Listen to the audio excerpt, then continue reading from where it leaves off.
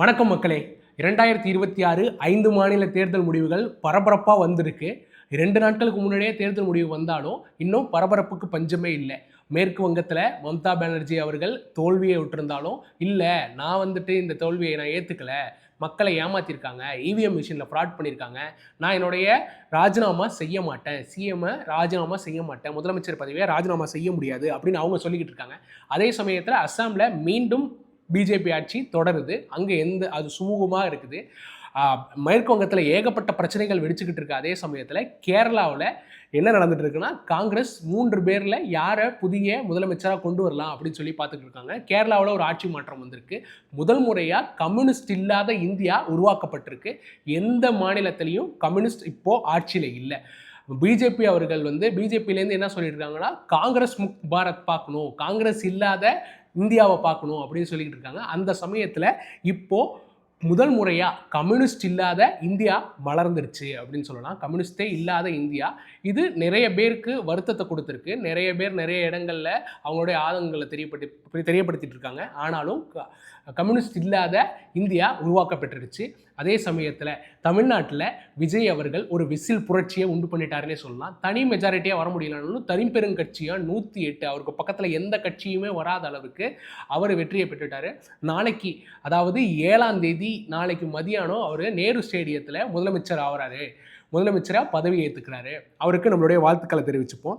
அதே சமயத்தில் புதுச்சேரியில் என்ன நடந்துச்சு? எக்ஸிட் போல் போட்டிங்களே, அதுக்கு முன்னாடி ஒப்பீனியன் போல் போட்டிங்களே. நம்ம ஒப்பீனியன் போல் போட்டதுக்கு சற்றேறக்குறைய ஒரு 70% சரியாக வந்திருக்கு. நீங்கள் திரும்பவும் போய் பார்த்தீங்கன்னா நம்மளுடைய ஒப்பீனியன் போல் சரியாக இருக்கும். ஆனால் நம்ம போட்ட எக்ஸிட் போலில் நிறைய மாற்றங்களே இருந்திருக்கு. 60%, 50%க்கு மேலே தான் நம்மளால் கணிக்க முடிஞ்சிருக்கு. 60% சற்றேறக்குறைய ஒரு 20 சீட்டுகள், 19-20 சீட்டுகள் தான் நம்ம சரியாக சொல்லியிருக்கோம். மீதி சீட்டுகளில் நம்ம கவனக்குறைவாக இருந்திருக்கோம். நாங்கள் மீண்டும் நீங்கள் கொடுத்த ஆதரவோட, நீங்கள் கொடுத்த அறிவுறுத்தலின்படி, நிறைய பேர் கமெண்ட்ஸில் சொல்லியிருந்ததுன்படி எங்களுடைய இதுவை நாங்கள் கற்றுக்குறோம். இன்னும் எங்கள் டீமை உத்வேகப்படுத்தியிருக்கோம். அடுத்த முறை இன்னும் துல்லியமாக, சரியாக, ரொம்ப வேகமாக உங்ககிட்ட செய்திகளை கொண்டு சேர்க்கறது தான் சாது மிராண்டாவோட வேலை. அப்படி 2026 புதுச்சேரி தேர்தல் முடிவுகள் எப்படி வந்திருக்கு? என்ஆர் காங்கிரஸ் 16 சீட்டில் போட்ட என்ஆர் காங்கிரஸ் வேட்பாளர்களில் 12 பேர் வெற்றியை பெற்றுட்டாங்க. திமுக 13 இடங்களில் போட்ட திமுகலேருந்து 5 பேர் வெற்றியை வாகை சூடியிருக்காங்க. பிஜேபியில் 10 இடத்துல போட்ட பிஜேபி 4 இடங்களில் வெற்றி வாகை சூடியிருக்காங்க. இண்டிபெண்டன்ஸ் 3 இடத்துல, நம்ம சொன்னது போலவே 3 இண்டிபெண்டன்ஸ். நம்ம யாரெல்லாம் ஜெயிப்பாங்கன்னு கண்டுபிடிச்சு வச்சுருந்தோமோ அதில் 2 இண்டிபெண்டன்ட், இன்னொரு இண்டிபெண்டன்ட் டஃப் கொடுப்பாருன்னு நினச்சோம். ஆனால் நமக்கு கமெண்ட்ஸ்லேயும் சரி நிறைய பேர் மாகையிலேருந்து கால் பண்ணி, இல்லை இந்த முறை ரமேஷ் பரம்பத் ஜெயிக்க மாட்டார், சிபிஐ சார்பாக நிறுத்தப்பட்ட கம்யூனிஸ்ட் வேட்பாளர் சுயேட்சையாக என்ன வேட்பாளர் தான் வெற்றி பெறுவார் நிறைய பேர் சொன்னாங்க. நம்ம எக்ஸிட் போல் போட்டதுக்கப்புறம் அதே மாதிரியே அவர் வெற்றி பெற்றுட்டார். 3 சுயேட்சைகள் வெற்றி பெற்றிருக்காங்க. அதிமுக சார்பாக உப்பளம் தொகுதியில் போட்ட அன்பழகன் அவர்கள் வெற்றி பெற்றிருக்காங்க. லட்சிய ஜனநாயக கட்சி சார்பாக புதுச்சேரியிலேயே அதிக வாக்கு வித்தியாசத்தில் காமராஜ் நகரில் லட்சிய ஜனநாயக கட்சியுடைய தலைவர் ஜோர்ஜ் சார்லஸ் மார்டின் அவர்கள் வெற்றியை பெற்றிருக்காங்க. இந்தியன் நேஷனல் காங்கிரஸ் சார்பாக ஒரே ஒரு சீட்டு உசுடு கார்த்திகேயன் அவர்கள், நம்ம சொல்லியிருந்தோம் அவருக்கு எதிரே இல்லை, ஆட்களே இல்லை அப்படின்னு சொல்லியிருந்தோம். கார்த்திகேயன் அவர்கள் ஒரு சீட்டு மட்டும்தான் ஜெயிச்சிருக்காங்க. நம்ம சொல்லியிருந்தது அப்படியே வயசு வருஷமாக மாறி இருக்கு. 3 சுயேட்சைகள் வெற்றி பெறுவாங்கன்னு சொல்லியிருந்தோம், அது நடந்திருக்கு. தமிழக வெற்றி கழகம் சார்பாக 3 பேர் உள்ளே போகிறாங்க, 2+1. நம்ம தமிழக வெற்றி கழகம் நிச்சயமாக இங்கே சீட் ஓப்பன் பண்ணுறாங்கன்னு சொல்லியிருந்தோம். புதுச்சேரியில் 2 பேர் ஜெயிச்சிட்டாங்க. புதுசாக கூட்டணியில் இருந்த நேரு அவர்கள் உருளையம்பேட்டை அவரும் வெற்றியை பெற்றுட்டார். 3 பேர் டிவிகே சார்பாக உள்ளே போகிறாங்க, 3 சுயேட்சைகள் உள்ளே போகிறாங்க. காங்கிரஸ் ஒருத்தர், திமுகலேருந்து 5 பேர், இது இல்லாமல் அதிமுகவில் ஒரு ஆள், பிஜேபியில் 4 பேர், லட்சிய ஜனநாயக கட்சி சார்பாக ஒரு ஆள், என்ஆர் காங்கிரஸ் சார்பாக 12 பேர். இதுதான் 30 வேட்பாளர்கள் வெற்றி பெற்றவங்க. யாரெல்லாம் எங்கெங்கே ஜெயிச்சிருக்காங்க, என்ன வாக்கு வித்தியாசத்தில் ஜெயிச்சிருக்காங்க?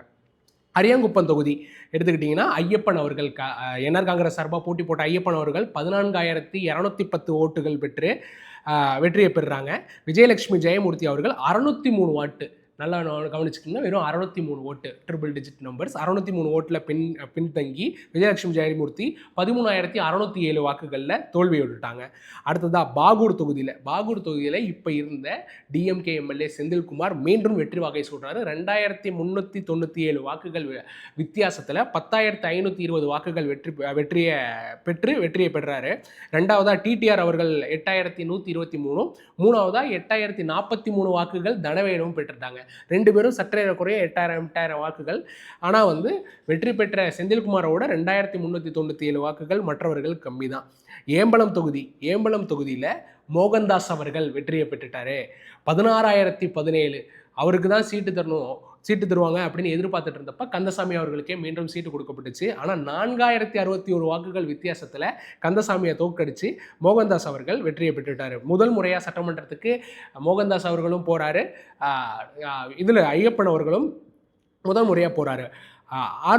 ஏகேடி ஆறுமுகம் அவர்கள் மீண்டும் வெற்றியை பெறுறாரு. 12,640 வாக்குகள் பெற்று 584 வாக்குகள் வித்தியாசத்தில் என்ஆர் காங்கிரஸ் சார்பாக மீண்டும் ஏகேடி ஆறுமுகம் அவர்கள் இந்திரா நகர்லேருந்து தேர்ந்தெடுக்கப்பட்டிருக்காரு.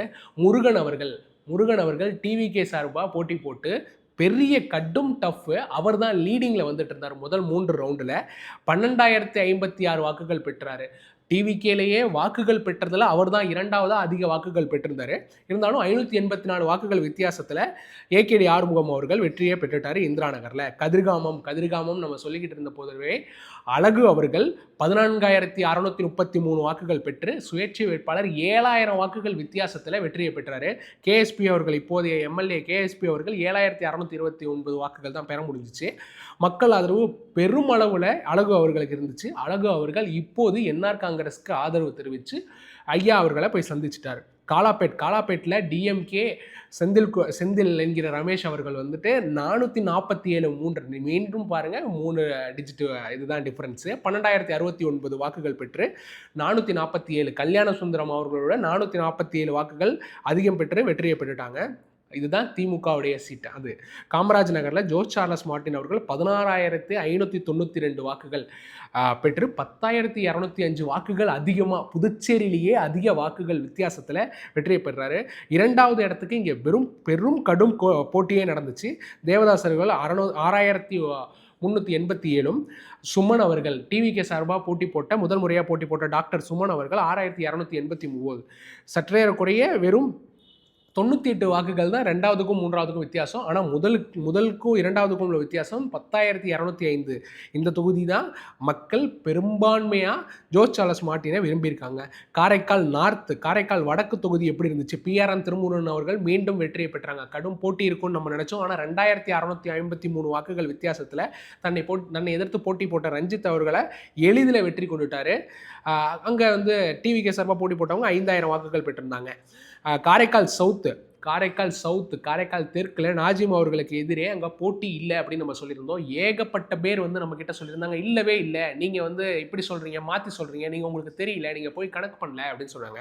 பட் ஆனால் 5,862 வாக்குகள் வித்தியாசத்தில் மீண்டும் நாஜிம் அவர்கள் வெற்றியை பெற்றுட்டார். 12,543 வாக்குகள் பெற்று வெற்றியை பெற்றுட்டார். ஏவிஎஸ் பிரபு அவர்கள் 6,681 வாக்குகள் தான் பெற முடிஞ்சிச்சு.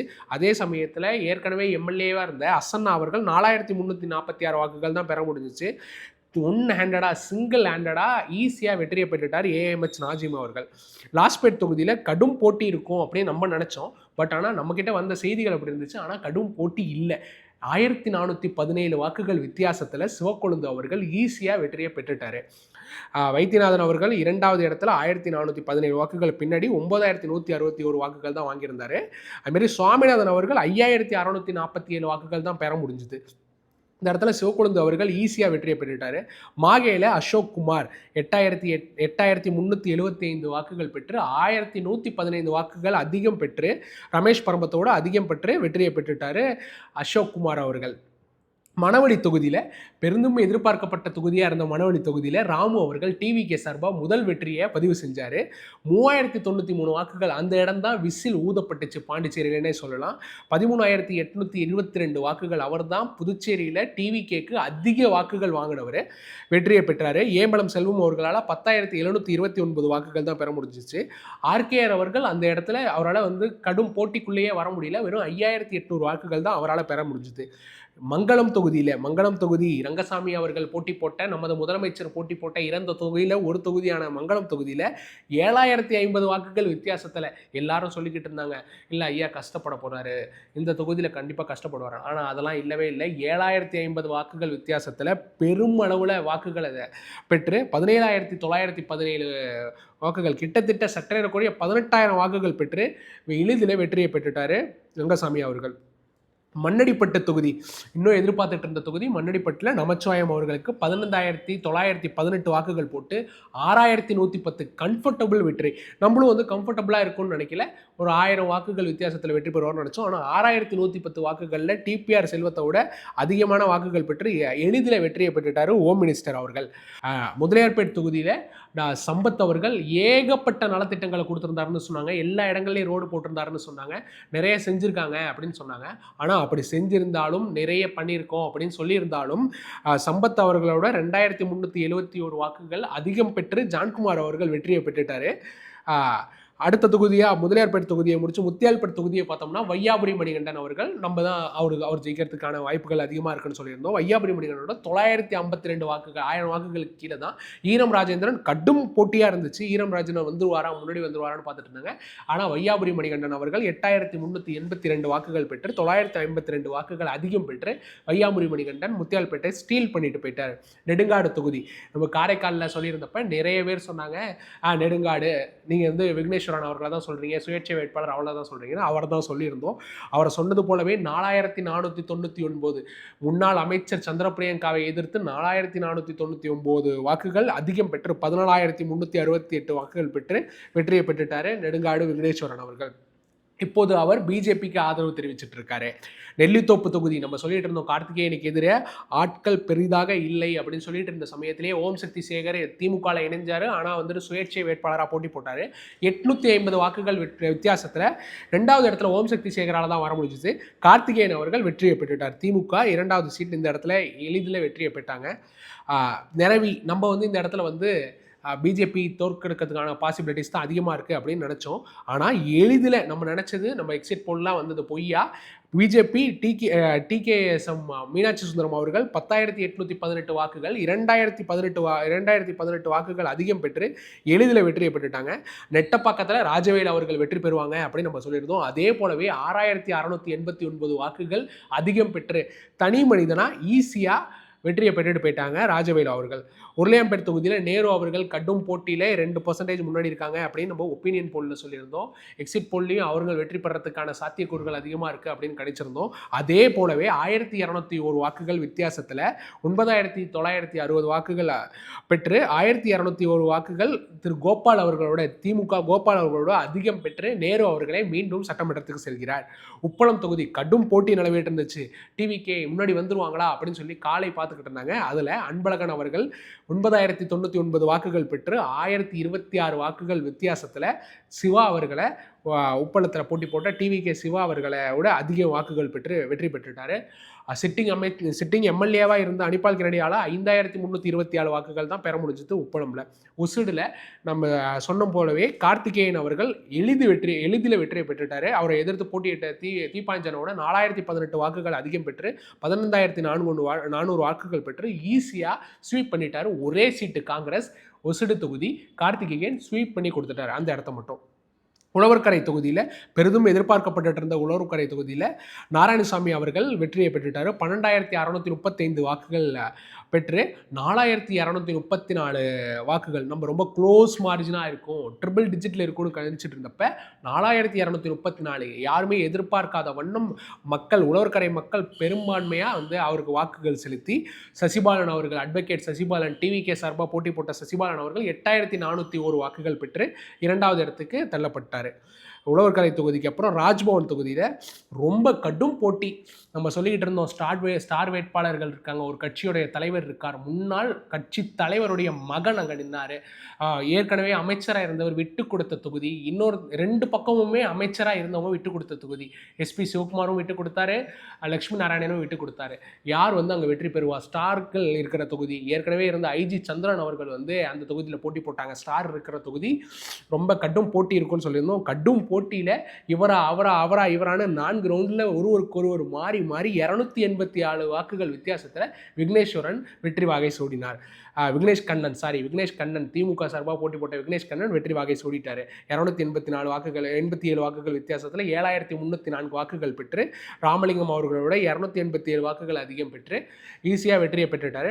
ஐஜி சந்திரன் அவர்களால் 2,300 வாக்குகள் தான் பெற முடிஞ்சது ராஜ்பவன் தொகுதியில். தட்டாஞ்சாவடி ரங்கசாமி அவர்கள் போட்டி போட்ட தட்டாஞ்சாவடியில் அவரை எதிர்த்து வைத்திலிங்கம் போட்டி போட்டு 4வது இடத்துக்கு தள்ளப்பட்டார். இப்போது இருக்கிற எம்பி வைத்திலிங்கம் அவர்கள் 4வது இடத்துக்கு தள்ளப்பட்டுட்டாங்க.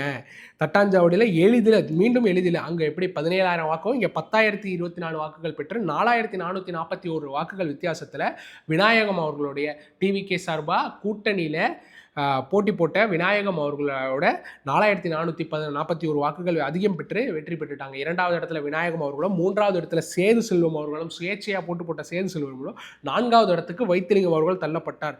28 தொகுதியில் எம்பியில் வந்து தனியாக வந்து மெஜாரிட்டி வாங்க முடிஞ்ச வந்து வைத்திலிங்கம்மாவில் ஒரு தொகுதியில் 4வது இடத்துக்கு தள்ளப்பட்டுட்டார். இது ஒரு வந்து காங்கிரஸுக்கு ஒரு பெரிய அதிர்ச்சியே வந்து தட்டாஞ்சாவடி தொகுதி கொடுத்துருச்சு. திருபுவனை தொகுதியில் கடைசி ரவுண்டுக்கு முன்னாடி வரைக்கும் 31 வாக்குகள் கோபிகா முன்னாடி இருந்தாங்க.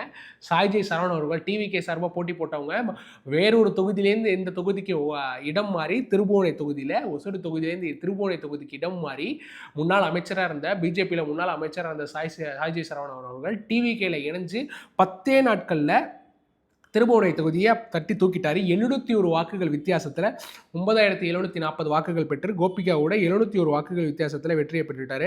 அங்காளன் அவர்களால் 6,630 வாக்குகள் தான் பெற முடிஞ்சிச்சு.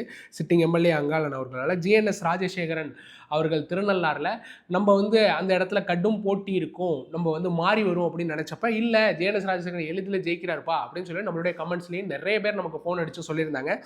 உண்மையிலே எளிதில் ஜெயிச்சிட்டாரு. 2வது அதிக வாக்குகள் வித்தியாசத்தில் 9,526 வாக்குகள் வித்தியாசத்தில் மொத்தமாக 16,829 வாக்குகள் பெற்று கமலக்கண்ணன் காங்கிரஸுடைய முன்னாள் அமைச்சர் கமலக்கண்ணனை 7,303 வாக்குகள் தான் பெற முடிச்சு. 9,526 வாக்குகள் அதிகம் பெற்று ஜிஎன்எஸ் ராஜசேகரன் வெற்றியை பெற்றுட்டாரு. திருநள்ளாறு தொகுதியில் நம்மக்கிட்ட மக்கள் எல்லாம் சொன்னது போலவே, நம்மளுக்கு கால் பண்ணி நம்மளுடைய இதிலெல்லாம் சொன்னது போலவே அதிக வாக்குகள் வித்தியாசத்தில் பிஜேபி அந்த தொகுதியை வெற்றி பெற்றுட்டாங்க. வில்லியனூர் எல்லாருமே எதிர்பார்த்துக்கிட்டு இருந்த மாதிரி வில்லியனூரில் டிஎம்கே தலைவர் சிவா அவர்கள் தோல்வியை தழுவிட்டார். மாறி மாதிரி லீடு வந்துக்கிட்டே இருந்துச்சு. முதல் சுற்றுல ரவி அவர்களும் 2வது சுற்றுல சிவா அவர்களும் லீடு மாறி வந்து கடைசியில் 1,970 வாக்குகள் வித்தியாசத்தில் 1,970 வாக்குகள் ஹியூஜ் நம்பர்ஸ் டிஎம்கே சிவா அவர்கள் தோல்வியை தழுவிட்டார். ரவி அவர்கள் 16,970 வாக்குகள் பெற்று வெற்றியை பெற்றுட்டாங்க. கடைசி தொகுதியாக நம்ம வந்து இந்த இடத்துல கொல்லப்பள்ளி அசோக் ஜெயிச்சிருவார் ஏனம்ல அப்படின்னு நம்ம வந்து நம்மளுடைய எக்ஸிட் போலில் நினச்சிட்டு இருந்தப்போ இல்லவே இல்லை, மல்லாடி ஜெயிக்கிறாருன்னு சொன்னாங்க. அதே மாதிரி எளிதில் 4,568 வாக்குகள் வித்தியாசத்தில் மல்லாடி கிருஷ்ணராவ் எளிதில் வெற்றியை பெற்றுட்டார். 19,863 வாக்குகள் பெற்று 15,295 வாக்குகள் தான் கொல்லப்பள்ளி அசோக்கால் பெற முடிஞ்சிச்சு. கொல்லப்பள்ளி அசோக் கடந்த முறை தன்னை எதிர்த்து போட்டியிட்ட ரங்கசாமி அவர்கள் முதலமைச்சர் ரங்கசாமி அவர்களே எதிர்த்து ஜெயிச்சார். ஆனாலும் மல்லாடி கிருஷ்ணராவ் மீண்டும் அந்த இடத்துல வெற்றி வாகை சூடிட்டார். இதுதான் 30 தொகுதி புதுச்சேரியோட நிலவரம். புதுச்சேரியில் இன்னும் ஓரிரு நாட்களில் ரங்கசாமி அவர்கள் மீண்டும் முதலமைச்சராக பதவியேற்க போகிறார். என்டிஏ கூட்டணி சார்பாக அவர் பதவியேற்க போகிறார். யாரெல்லாம் அமைச்சரவையில் இடம் பெற போகிறாங்க? லட்சிய ஜனநாயக கட்சி சார்லஸ் அவர்கள் வந்து எனக்கு அமைச்சரவையில் பங்கு வேண்டும் அப்படின்னு சொல்கிறாரு. ஒரு துணை முதலமைச்சர் பதவி புதுசாக உருவாக்கப்பட்டிருக்கு, அது பிஜேபிக்கு ஆஃபர் பண்ணுவாங்களா? நமச்சிவாயம் அவர்கள் முன்னாடி உள்துறை அமைச்சராக இருந்த நமச்சிவாயம் அவர்கள் இந்த முறை துணை முதலமைச்சர் ஆகலாமா? இல்லை, இப்படிலாம் நடக்கவே போகிறதில்ல, என்ஆர் காங்கிரஸ் டிவிகேவோட கை கோர்த்து ஆட்சி அமைச்சிரும் அப்படின்னு சொல்லிட்டு ஒரு பக்கம் பத்திரிகை செய்திகள் கொடுத்துக்கிட்டு இருக்காங்க. என்ன நடக்க போகிறது? புதுச்சேரியில் ஆட்சி எந்த ஒரு கார்னருக்குள்ளே வரப்போகிறது? 3 சுயேட்சை வேட்பாளர்கள் இருக்காங்க, 2 டிவிகே வேட்பாளர்கள் இருக்காங்க, 12 என்ஆர் காங்கிரஸ் வேட்பாளர்கள் இருக்காங்க, 4 பிஜேபி வேட்பாளர்கள் இருக்காங்க, 1 அதிமுக, 1 லட்சிய ஜனநாயக கட்சி, 1 காங்கிரஸ், 5 திமுக. எப்படி அமைய போகிறது? உங்களை போலவே நாங்களும் பொறுத்திருந்து பார்க்குறோம். தகவல் எங்களுக்கு முதல்ல தெரிஞ்சிச்சுன்னா உங்களுக்கு சீக்கிரமே சொல்கிறோம். இவ்வளவு நாட்கள் எங்களுக்கு பெரிய ஆதரவு கொடுத்த மக்கள் அனைவருக்கும் ரொம்ப நன்றி. இதற்கப்புறமும் ரொம்ப வேகமாக எங்களால் முடிந்த அளவுக்கு துல்லியமாக சரியான செய்திகளை உங்களிடம் வந்து நாங்கள் சேர்த்து கொண்டே இருப்போம். சாது மிரண்டா குழு சார்பாக எங்களுக்கு ஆதரவு அளித்த அனைவருக்கும் நன்றியை தெரிவித்துக் கொள்கிறோம்.